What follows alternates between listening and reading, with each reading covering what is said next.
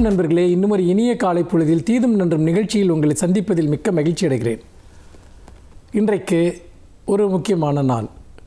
நாம் இந்த நிகழ்ச்சியில் பல்வேறு விதமான சிறப்பு தினங்களை பற்றி தொடர்ந்து பேசி வந்திருக்கிறோம். அவை சிறப்பு தினங்கள் என்பதால் மட்டுமல்ல, ஒவ்வொரு நாளும் மிக முக்கியமான ஏதாவது ஒரு விஷயத்தை, இதுவரைக்கும் நாம் கவனம் கொள்ளாத ஒரு விஷயத்தை கவனம் கொள்வதற்காகத்தான் நாம் இந்த நாட்களை பற்றி பேசுகிறோம். இந்த நாட்கள் எல்லாம் ஐநா மன்றத்தால் அங்கீகரிக்கப்பட்டு சர்வதேச அளவில் பின்பற்றப்படுகிற நாட்கள். ஐநா மன்றம் ஏன் இத்தகைய நாட்களை தினமும் உருவாக்கி கொண்டிருக்கிறது என்று சொன்னால், இந்த நாட்களின் வழியாக நம்முடைய அவேர்னஸ், பல்வேறு நிகழ்வுகள் மற்றும் சமூக பிரிவினர் குறித்த நம்முடைய விழிப்புணர்ச்சி அதிகரிப்பதற்காகத்தான் இத்தகைய தினங்கள் கொண்டாடப்படுகின்றன.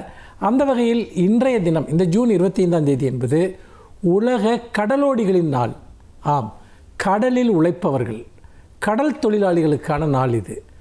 இந்த கடலோடிகள் என்ற வார்த்தை நமக்கு புதிதல்ல. சங்ககாலம் தொட்டே இந்த வார்த்தை நம்மோடு வந்து கொண்டிருக்கிறது. இன்னும் சொல்லப்போனால் திரைக்கடல் ஓடியும் திரவியம் தேடு என்று நம்முடைய முதுமொழி சொல்கிறது. அதே போல் சென்றிடுவீர் 8 திக்கும் கலை செல்வங்கள் யாவும் கொடர்ந்திங்கு சேர்ப்பீர் என்று பாரதி பாடினான். நாம் கடல் கடந்து தமிழர்கள் பல நூற்றாண்டுகளுக்கு முன்பே வணிகம் செய்ததும், அதே போல் கடல் கடந்து போர்களை நடத்தியதும் தமிழர்களுடைய தொன்மையான வரலாறாக இருக்கிறது. அந்த வகையில் கடல் வாழ்க்கை அல்லது கடல் கடத்தல் என்பது, கடலை கடந்து செல்லுதல் என்பது நமக்கு புதிய ஒரு விஷயம் அல்ல. அப்படி இருக்கிற போது கடலில் செல்லக்கூடியவர்கள் யார், அவர்கள் எத்தகைய பணியை செய்கிறார்கள் என்று நாம் பார்ப்பது மிக முக்கியம். அப்போது தான் இந்த நாளினுடைய முக்கியத்துவம் தெரியும். உலகம் முழுக்க இருக்கக்கூடிய சர்வதேச அளவிலான சரக்கு போக்குவரத்து, இதில் 90% கடல் வழியாகத்தான் நடைபெறுகிறது. அப்படி என்றால் எவ்வளவு கப்பல்கள் தொடர்ந்து பயணித்து கொண்டிருக்கும் என்பதை நினைத்து பாருங்கள். எவ்வளவு தொழிலாளர்கள் இதில் வேலை செய்து கொண்டிருப்பார்கள் என்பதை நினைத்து பாருங்கள். அவர்கள் கடல் பயணம் என்பது சாதாரணமானதல்ல. பல மாதங்கள் அவர்கள் குடும்பத்தை பிரிந்து கடலிலேயே இருப்பார்கள். மாதக்கணக்கில் கடலில் இருப்பது என்பது மிகுந்த மன அழுத்தம் தரக்கூடியது. அத்தகைய ஒரு கடும் பணியை அவர்கள் மேற்கொண்டிருக்கிறார்கள். அதோடு சேர்த்து புயல் போன்ற விஷயங்களினால் கடும் அபாயங்களை அவர்கள் சந்தித்திருக்கிறார்கள். கொரோனா காலத்தில் கடலில் அந்த கொரோனா தாக்குதலினால் இறந்தவர்கள் பலர். இப்படியாக பலவிதமான சூழல்கள், விபத்துகள், பிரிவு, தனிமை உணர்ச்சியின் காரணமாக அல்லல்பட்டு கொண்டுதான் இந்த கடலோடிகள் தங்கள் பணியை செய்கிறார்கள். அதே போல் கடற்படை வீரர்கள், மீனவர்கள் மற்றும் வானிலை ஆராய்ச்சியாளர்கள், இயந்திரவியலாளர்கள், இப்படி பலரும் கடலுக்குள் ஒரு வாழ்க்கையை நடத்தி கொண்டிருக்கிறார்கள். இந்த கடலோடிகள் உண்மையிலேயே பூமியில் நாம் வாழ்வதற்கான பல்வேறு விதமான ஒரு ஆயத்தங்களை நமக்காக அவர்கள் செய்கிறார்கள், தயாரிப்புகளை அவர்கள் நமக்கு செய்கிறார்கள் என்பதை நாம் நினைவில் கொள்ள வேண்டும். கடலோடிகள் என்பவர்கள் அவர்கள் பூமியில் வாழக்கூடிய மனிதர்களுக்கு, தரையில் வாழக்கூடிய மனிதர்களுக்கான ஒரு மிகப்பெரிய ஒரு வாழ்வியல் அம்சங்களை அவர்கள் கொண்டு வருகிறார்கள். இன்றைக்கு பெட்ரோலிய பொருட்களை எடுத்துக்கொண்டால் கூட உலகம் முழுக்க கடல் வழியாகத்தான் பெரும்பாலான பெட்ரோலிய பொருட்கள் ஏற்றுமதி செய்யப்படுகின்றன. பெட்ரோலிய பொருட்கள் இல்லாமல் வாழ்க்கை இல்லை என்பதுதான் உண்மை. கனிம வளங்கள், இன்னும் பல்வேறு விதமான ஏற்றுமதி பொருட்கள் எல்லாமே கடல் வழியாகத்தான் நடக்கின்றன. தமிழ்நாடு மிகப்பெரிய துறைமுகங்களை கொண்ட ஒரு மாநிலம். இந்தியாவே ஒரு மிகப்பெரிய கடற்படையை கொண்டிருக்கக்கூடிய ஒரு நாடாகவும் இருக்கிறது. அந்த வகையில் நமது இந்தியா உலகத்தோடு கடல்களின் வழியாக பிணைக்கப்பட்டிருக்கிறது. நமது வணிகம், பொருளாதாரம் எல்லாமே கடலோடு சம்பந்தப்பட்டிருப்பதால் இந்த கடலோடிகள் தினம் என்பது மிக மிக முக்கியமானது என்பதை நாம் நினைவில் கொள்வோம். மீண்டும் இன்னும் ஒரு புதிய சிந்தனையோடு உங்களை சந்திக்கிறேன். நன்றி, வணக்கம்.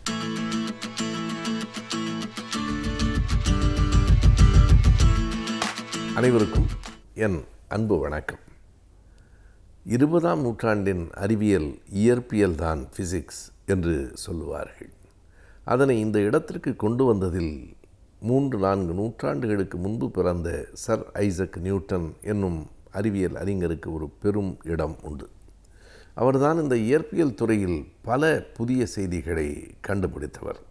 அவர் 1642 ஆண்டு ஜனவரி மாதம் 4ஆம் தேதி பிறந்தார். இங்கிலாந்தில் பிறந்தார். ஒரு மிகப்பெரிய ஒற்றுமையாக ஒன்றை சொல்லுவார்கள். அதே இங்கிலாந்தில், அதே பல்கலைக்கழகத்தில், அதே கணிதத்துறை பேராசிரியராக பிற்காலத்தில் விளங்கிய ஸ்டீஃபன் ஹாக்கிங் 1642 நியூட்டன் பிறந்தார் என்றால் 1942 ஸ்டீஃபன் ஹாக்கிங் பிறந்தார். 300 ஆண்டுகளுக்கு பிறகு. ஐசக் நியூட்டன் செய்த சாதனைகளை ஏறத்தாழ 200-250 ஆண்டுகளுக்கு அறிவியலில் யாராலும் மாற்ற முடியவில்லை. ஆல்பர்ட் ஐன்ஸ்டீன் என்று ஒருவர் வருகிற வரையில் எந்த மாற்றத்தையும் அவர் சொன்ன கருத்துக்களிலே ஏற்படுத்த முடியவில்லை. ஐன்ஸ்டீன் கூட என்ன சொன்னார் என்றால், நியூட்டனினுடைய பார்வைகளிலிருந்து கூட நான் வேறுபடுகிறேன், நியூட்டனில் கூட திருத்தங்கள் சொல்லுகிறேன் என்றால் அதற்கு ஒரே ஒரு காரணம், நான் நியூட்டனை விட உயரமானவன். ஏன் தெரியுமா? நியூட்டனின் தோள்களில் நான் உட்கார்ந்திருக்கிறேன், எனவே நியூட்டனை விட உயரமானவன் என்று மிகுந்த அடக்கத்தோடு ஆல்பர்ட் ஐன்ஸ்டீன் கூறினார். எனவே சர் ஐசக் நியூட்டன் இயற்பியல் துறையில் அவர் கொண்டு வந்த அந்த விதிகள் நூற்றாண்டுகளுக்கு நிலைத்தன. குறிப்பாக 2 செய்திகளை சொல்ல வேண்டும். ஒன்று புவியீர்ப்பு விசை, இன்னொன்று லாஸ் ஆஃப் மோஷன், அதாவது இயங்கியல் விதிகள் என்று 2. பல செய்திகளை அவர் கண்டறிந்தாலும் இவை 2 அவர் பெயரை என்றைக்கும் சொல்லும். புவியீர்ப்பு விசை என்பது இன்றைய உலகத்தின் பல மாற்றங்களுக்கு அடிப்படையான ஒன்று. அவருக்குத்தான் அது தோன்றிற்று என்பார்கள். அது சொல்லப்படுகிற கதையாக கூட இருக்கலாம். 17ஆம் நூற்றாண்டின் இறுதி பகுதியில் மிகப்பெரிய ஒரு கொள்ளை நோய் இங்கிலாந்து முழுவதும் பரவிற்று. கல்லூரிகளெல்லாம் மூடப்பட்டன.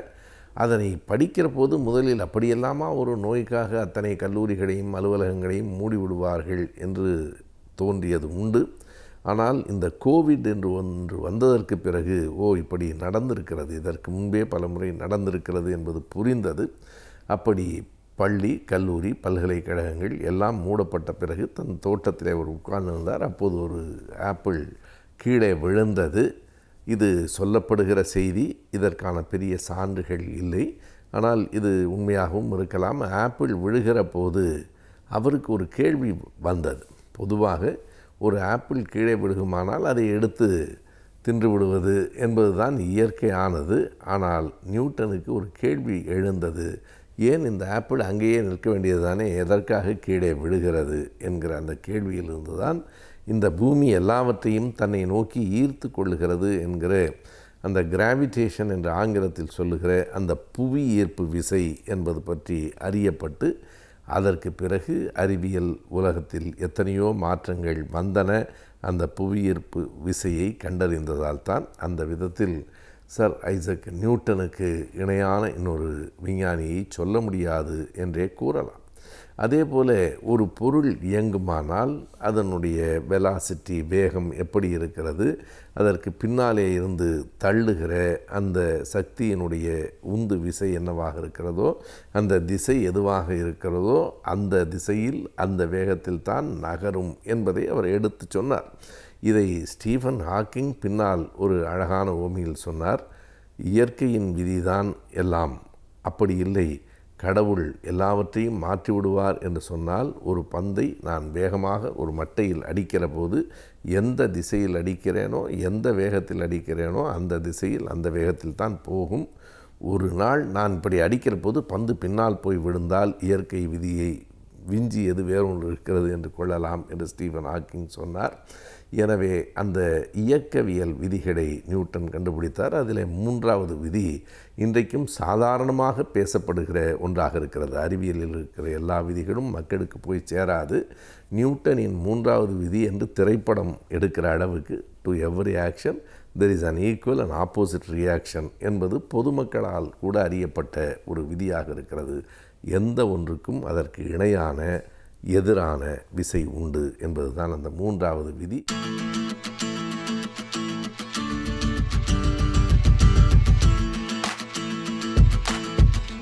இன்றைய காலகட்டத்திலே எல்லோருக்கும் உள்ள மன அழுத்தத்தையும் மனச்சோர்வையும் போக்குவது எப்படி? இந்த மன அழுத்தம், மனச்சோர்வு ஏற்படுவதற்கு பல்வேறு காரியங்களை நாம் ஆராய்ந்து பார்க்கின்றோம். இதிலே நான் சொல்வது போல நமக்குள்ள உள்ள ஒரு பயமும், நமக்குள்ள உள்ள பதட்டம், நம் தோல்வியை உற்றுவருமோ அப்படின்ற ஒரு பயம், ஒரு வாழ்க்கையை பற்றிய ஒரு பயம், எதிர்காலத்தை பற்றிய ஒரு பயம், இப்படி ஒரு பல்வேறு விதமான சிந்தனைகள் நம்மளுக்கு இந்த மன அழுத்தத்திற்கு காரணமாக அமைகின்றன. இதில் சின்ன சின்ன காரணங்கள் ஒவ்வொரு குடும்பத்திலும் ஒவ்வொரு மாணவர்களுக்கும் இதுதான் அப்படின்னு நம்ம பர்டிகுலராக சொல்ல முடியாத அளவிற்கு பல்வேறு காரண காரியங்கள் இருக்கின்றன. இதில் பொதுவாக அப்படின்னு நம்ம பார்க்கும்போது நாம் தனியாக இருக்கின்றோமோ அப்படின்ற ஒரு ஃபீலிங், இரண்டாவது நம்மை தனிமைப்படுத்தி விட்டார்களோ அப்படின்ற ஒரு ஃபீலிங், அதையும் தாண்டி நம்மை வேறுபடுத்தி பார்க்கிறார்களோ அப்படின்ற ஒரு ஃபீலிங், இரண்டாவது அதுக்கு அடுத்தபடி பார்க்கும்போது நமக்கு மட்டுமே அநீதி இழைத்து விட்டதா இந்த உலகம், இந்த சமூகம் அப்படின்ற நமக்குள்ளேயே ஒரு கேள்வி. இப்படிப்பட்ட கேள்விகள். இரண்டாவது சின்ன சின்ன குடும்ப வன்முறைகள், குடும்பத்திலே ஒவ்வொருத்தருக்கு ஒருத்தர் புரிதல் இல்லாத ஒரு காரணங்கள், இந்த ஒரு சிச்சுவேஷனை எப்படி நாம் கையாள வேண்டும் என்பதை பற்றிய போதிய அறிவு இல்லாத காரணம், அறிவுன்னு சொல்ல முடியாது, அறியாமைன்னு சொல்லலாம், அறியாமை. இப்படி பல்வேறு காரணங்கள் இருக்கின்றன. இது பொதுவாக. ரெண்டாவது, குடும்பத்தில் உள்ள முக்கியமான உறுப்பினர்களுக்கு முன்னாடி இருந்த வருமானம் இப்பொழுது இருக்காது. அது ரெண்டாவது, அந்த ஒரு வீட்டிற்கு தேவையான சகல வசதிகளையும் அவனால் முன்னாடி இருந்தது போல் அவனால் அனுபவிக்க முடியாது. இரண்டாவது, குழந்தைகளுக்கு ஏன் இப்படிப்பட்ட ஒரு மன அழுத்தம் ஏற்படுகின்றது? குழந்தைகள் இந்த டிஜிட்டல் லேர்னிங், ஆன்லைன் லேர்னிங் இப்படி சொல்கிறோமே, இதையெல்லாம் நாம் எப்பொழுது கற்றுக் கொடுத்திருக்கிறோம் குழந்தைகளுக்கு? இல்லவே இல்லை. இப்பொழுது தான் புதிய சூழல். இந்த சூழலே குழந்தைகளுக்கு ஒரு மிகப்பெரிய ஒரு புதிய சூழல். இந்த சூழலிலே குழந்தைகள் தங்களை பாதுகாத்து கொள்வது எப்படி? இந்த சைபர் கிரைம், சைபர் புல்லிங் இப்படி சொல்கிறார்கள், இதிலிருந்து எப்படி பாதுகாக்க? ரெண்டாவது, இந்த சூழலிலே நம்ம உட்கார்ந்து நம்மளால் எவ்வளவு நேரம் அந்த ஆன்லைனிலே கிளாஸை கவனிக்க முடியும் அப்படின்ற ஒரு பயம் குழந்தைகளுக்கு. ரெண்டாவது, குழந்தைகளுக்கு இந்த ஆன்லைனில் தான் நம்ம அசஸ்மெண்ட் பண்ணுறோம், எவாலுவேஷன் பண்ணுறோம், இதெல்லாம் ஒரு குழந்தைகளுக்கு ஒரு பயம். அந்த ஆன்லைனில் டீச்சிங் பண்ணுறவங்க என்ன சொல்லுவாங்களோ, எல்லா குழந்தைகளும் கேட்குறாங்களே, நம்மளை பற்றி என்ன சொல்லுவாங்களோ, நம்ம என்ன பேச முடியலையே. அது ஒரு சில குழந்தைகள் பார்த்திங்கன்னா, நீங்கள் முன்னாடி ஒரு க்ரௌடில் ஒரு கூட்டத்திலே முன்னின்று வரமாட்டார்கள். ஒரு அச்சம் தான் காரணம் அதற்கு. ஸோ இதையெல்லாம் போக்க வேண்டும். இதற்கெல்லாம் லீடர்ஷிப் ஸ்கில்ஸ் நம்ம எப்படி இம்ப்ரூவ் பண்ணுறது அப்படின்ற விஷயம் இருக்குது. இந்த மாதிரி பல்வேறு காரணங்கள் இருக்கின்றன. கல்லூரி மாணவர்களுக்கு எடுத்துக்கொண்டே வேணால் எக்ஸாம்ஸ் இருக்குன்னு சொல்கிறார்கள், ஆனால் இல்லை. எக்ஸாம்ஸ் வரும்னு சொல்கிறார்கள், ஆனால் வரல. அடுத்து உயர்கல்வி படிப்பது எப்படி? இந்த உயர்கல்வி நம்ம எப்படி அணுகுவது? இதில் காலேஜ் எப்போ திறப்பாங்க? நம்ம காலேஜ் லைஃப்பை எப்படி என்ஜாய் பண்ணுவது? அது கேரியர்ஸ், அதாவது அடுத்த கட்டத்திற்கு எப்படி செல்வது? இப்படி பல்வேறு காரணங்கள் கல்லூரி மாணவர்களுக்கு இருக்கின்றன. அதுமாதிரி அடலசன்ஸ் அப்படின்னு பார்க்கும்போது அவர்களுக்கும் உள்ள மன அழுத்தம் இருக்க தான் சரி. ஏன்னா அவங்க எல்லாருமே ஒரு ஃப்ரெண்ட்ஸ், பியர்ஸ் குரூப்ஸ்ன்னு சொல்லுவார்கள், இவர்களோட கனெக்ஷன் ஆகியிருக்காங்க. அப்போது ஒவ்வொருத்தருக்கும் பேசி அளவலாகி வெளியில் ஒரு சாதாரணமான ஒரு சூழல் கிடையாது. அவங்களுக்கு என்ன ஆகுது? ஒரு விளையாட்டினுடைய நேரம் கட்டாயிடுது. அதே மாதிரி மற்ற மாணவர்களுடைய, அதாவது சக மாணவர்களுடைய அளவலாகக்கூடிய நேரம் இல்லை. அதாவது ஒன்றுக்கு ஒன்று ஃபேஸ் டு ஃபேஸ் அப்படி கிடையாது. வீடியோ கால் பண்ணலாம், அது வேறு விஷயம். இப்படி எல்லாமே ஒரு சாதாரணமாக இருக்கின்ற நிலைமை தலைகீழாக மாறும்போது அந்த அச்சுறுத்தல் இருக்கத்தானே செய்யும். இதை எல்லாமே நம்ம ஒவ்வொரு ஏஜ் குரூப் அப்படின்னு சொல்வார்கள், இந்த குழந்தைகள் 1 முதல் 5ஆம் வரை உள்ள குழந்தைகளை எப்படி கையாள்வது, 5வது படிக்கும் 6வது படிக்கும் மாணவர்கள் முதல் 8ஆம் வகுப்பு மாணவர்கள் வரை உள்ள குறைகளை எப்படி கையாள்வது, பிறகு 12ஆம் வகுப்பு மாணவர்களுக்குள்ள மன அழுத்தத்தை எப்படி போக்குவது, டீனேஜ் கல்லூரி மாணவர்கள், குடும்ப நண்பர்கள், குடும்ப உறுப்பினர்கள், வயதானவர், இவர்கள் ஒவ்வொருவருக்கும் ஒவ்வொரு மாதிரியாக இந்த மன அழுத்தத்தை கையாள வேண்டும். பொதுவாக இந்த ஒரு பதிவிலே நம்ம குழந்தைகளினுடைய மன அழுத்தத்தை, படிக்கிற மாணவர்களுடைய மன அழுத்தத்தை போக்குவது மட்டும் எப்படி அப்படின்றத மட்டும் நம்ம பார்ப்போம். இப்போது எல்லாருமே ஸ்கூல் கேம்பஸ், ஹாஸ்டல் கேம்பஸ் இப்படிலாம் கேள்விப்பட்டிருக்கோம். ஆனால் ஹோம் கேம்பஸ், இதுதான் புதிய வார்த்தை. ஹோம் கேம்பஸ் அப்படின்ற வார்த்தை புதிது. அதாவது வீட்டுச் சூழலிலே கல்வியை கற்க வேண்டும். வீட்டுச் சூழலிலே நீங்கள் கல்வியை கற்க வேண்டும். இந்த வீட்டுச் சூழலிலே நீங்கள் கல்வியை கற்க வேண்டுமென்றால் அதற்குள்ள வழிமுறைகள் என்ன? அந்த கல்வியை மன அழுத்தம் இல்லாமல் எப்படி ஒரு என்ஜாய்மெண்ட்டோட, ஒரு ஹாப்பி லேர்னிங்னு சொல்வார்களே, அந்த மாதிரி ஒரு ஹாப்பியாக எப்படி அந்த கற்றுக்கொள்ளலை நாம் உள்வாங்குவது, இதன் மூலம் நம்மளுடைய படைப்பாற்றலை எப்படி மேம்படுத்துவது, இப்படி வந்து குழந்தைகளுக்கு நாம் பயிற்சிகள் கொடுக்க வேண்டும். அது ப்ராக்டிஸ் மேக்ஸ் அ மேன். பயிற்சியும் முயற்சியும் இருந்தால் வாழ்க்கையில் என்ன வேணால் நம்மளால் சாதிக்க முடியும் மாணவர்களே. கண்டிப்பாக வாழ்க்கையில் நீங்கள் என்ன வேணால் சாதிக்க முடியும். அந்த நம்பிக்கையை வளர்த்துக்கொள்வது எப்படி? சுய ஊக்கம் சொல்வார்களே, செல்ஃப் மோட்டிவேஷன், அதுதான் இந்த காலகட்டத்திலே மிக மிக முக்கியம். உங்களை பற்றி நீங்கள் என்றைக்குமே குறைவாக எடை போடாதீர்கள். உங்களுக்குள்ள ஒரு திறமை கண்டிப்பாக இருக்கின்றது. அந்த திறமையை எப்படி நீங்கள் வெளிக்கொணர்வது? இப்போது நம்ம ஒரு உதாரணத்துக்கு சொல்வேமானால், மகேந்திர சிங் தோனி அப்படின்ற ஒரு கிரிக்கெட் கேப்டன் எல்லோருக்குமே தெரிந்த ஒரு நபர். அவர் சிறிய வயதிலேயே அவர் விளையாட்டின் ஆர்வம் இருந்தது உண்மை. ஆனால் ஃபுட்பாலில் தானே அவருக்கு ஆர்வம் இருந்தது. திடீர்னு கிரிக்கெட்டிலே எப்படி அவர் இன்வால்வ் பண்ணி கொண்டார், அதில் அவருடைய திறமையை எப்படி வளர்த்து கொண்டார், அவருடைய காலகட்டத்திலே அவருடைய சந்தித்த இன்னல்கள் என்னென்ன, அவர் எப்படி வாழ்க்கையில் வெற்றி பெற்றார், அவர் கேப்டன் கூல் அப்படின்னு சொல்லக்கூடிய அளவிற்கு அவர் எப்படி தன்னுடைய நிர்வாக மேலாண்மையும் ஒரு ஆளுமை திறனையும் எப்படி வளர்த்து கொண்டார், இதையெல்லாம் நாம் கண்டிப்பாக பார்க்க வேண்டும். மாணவர்களுடைய மத்தியிலே முக்கியமாக பழக்க வழக்கங்களை நாம் ஒரு லிஸ்ட் போட்டு நம் ஆசிரியர்களும் பெற்றோர்களும் மாணவர்களுக்கு சொல்ல வேண்டும். அது ரொட்டீன்ஸ்ன்னு சொல்வார்களே, ரொட்டீன்ஸ். அந்த ரொட்டீன்ஸும் அந்த ஹேபிட்ஸ், இது ரெண்டுமே தான் மாணவர்களை திறன்பட வாழ்க்கையினுடைய தரத்தை மேம்படுத்துவதற்கு உதவும். யோகா, மெடிடேஷன், பிராணாயம், இந்த மாதிரி ஒரு குறிப்பிட்ட ரொட்டீனான ஒரு வாழ்க்கை முறையை நாம் இந்த காலகட்டத்திலே மட்டுமல்ல என்றைக்குமே பின்பற்றுமானால் நம்முடைய மனச்சோர்வு கண்டிப்பாக நீங்கும்.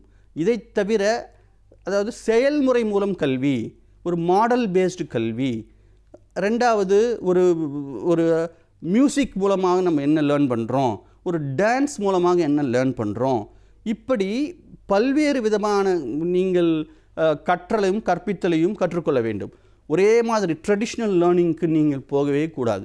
நம்மளுக்கு என்ஜாய்ஃபுல்லாக மூலமாக எதை நம்ம கற்றுக்குறோம், ஒரு மாடல் மேக் பண்ணி கற்றுக்குறோமா இல்லையா, நம்ம குக்கிங் மூலமாக அதில் உள்ள இன்ஃபர்மேஷன் என்னென்னு தெரிஞ்சுக்கிறோம், ஒரு கேமிங் விளையாடுறதுல கூட அதில் நம்மளுடைய லீடர்ஷிப் ஸ்கில்லை நம்மளால் ப்ரூவ் பண்ண முடியும். இப்படி பல்வேறு விதமான வழிமுறைகளை நமது முன்னோர்கள் வகுத்து உள்ளார்கள். அதாவது இந்த மாதிரி சிச்சுவேஷன்ஸ்க்கு மட்டும் இல்லாமல் என்றைக்குமே இது நம்மளுக்கு மிகவும் பயனுள்ளதாக அமையும். நன்றி, வணக்கம்.